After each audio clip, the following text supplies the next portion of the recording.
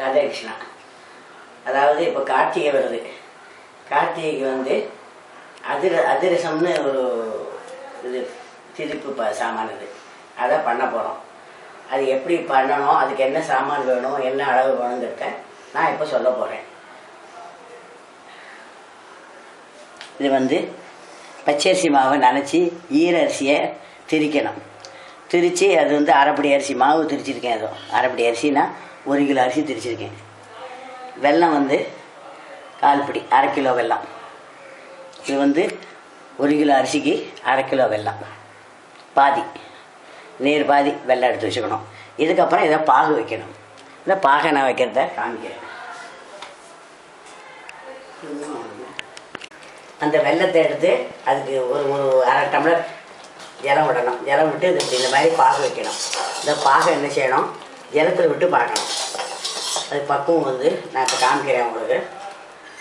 பாகு சரியாக இருக்காங்கிறதுக்கு பக்குவம் இதை விட்டுருக்கேன். இது வந்து இந்த மாதிரி உருட்டை பதத்துக்கு வரணும். இப்படி வரணும், இளம்பாகு. அப்போ தான் நல்லா இருக்கும் அதிரசத்துக்கு. இந்த இளம்பாகாக இருக்கணும். இது காஞ்சாச்சு பாகு. இதை என்ன செய்கிறேன், இந்த பாகு தூக்கி இந்த மாவில் விட்டு அப்படியே கிளறி வைக்க வேண்டியதான். கிளறி வச்சுட்டு இதை இன்றைக்கி பூரா அந்த பாலில் ஊறின்னு இருக்கும். இதை நாளைக்கு எடுத்து அதிரசமாக எண்ணெயை எடுத்து வச்சு அதில் தட்டணும். அதாவது அந்த பாகு இந்த பக்குவமாக காஞ்சது இல்லையா, அப்படியே அந்த பாகு தூக்கி இந்த மாவில் விட்டுருக்கேன். மாவில் விட்டு இதை கிளறியாச்சு. இந்த மாவை இது வந்து அதிரச மாவு. இதை நம்ம நாளைக்கு எண்ணெய் விட்டு காய வச்சு, ரொம்ப காயாமல் கொஞ்சம் காயமானத்தில் இந்த அரிசத்தை தட்டி அதில் போட்டு வெந்து எடுக்கணும். இதுக்கு வந்து இப்போது செலுத்தினப்புறம் என்ன செய்யணும், இந்த மாவை செலுத்தினப்புறம் கொஞ்சம் இதில் நம்ம எண்ணெய் சேர்த்துக்கிறோமோ, அதாவது சன்ட்ராப்போ நல்லெண்ணெயோ எதானாலும் சரி, அதை கொஞ்சம் அதில் மேலாக ஒரு 3 ஸ்பூன் விட்டு வைக்கணும் இந்த மாவு. கை ஒட்டாமல் நாளைக்கு தட்டுறதுக்கு வரும். அதை விடணும். இந்த நம்ம விட போட்டோம். இந்த எண்ணெய் விட்டு வச்சுருக்கேன் பார்த்தீங்களா, இந்த எண்ணெய்.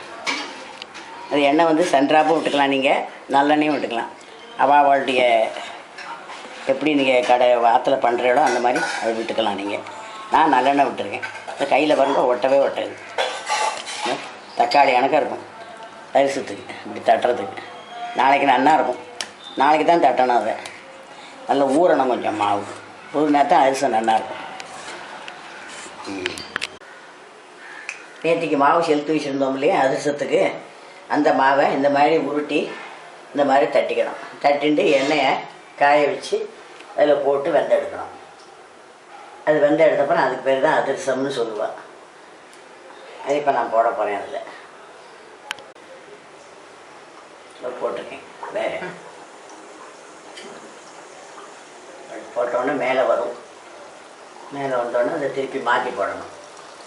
அப்புறம் வந்து எடுத்துடணும். அந்த ஊற்றி இதை மாற்றி போடணும். அவ்வளோதான்.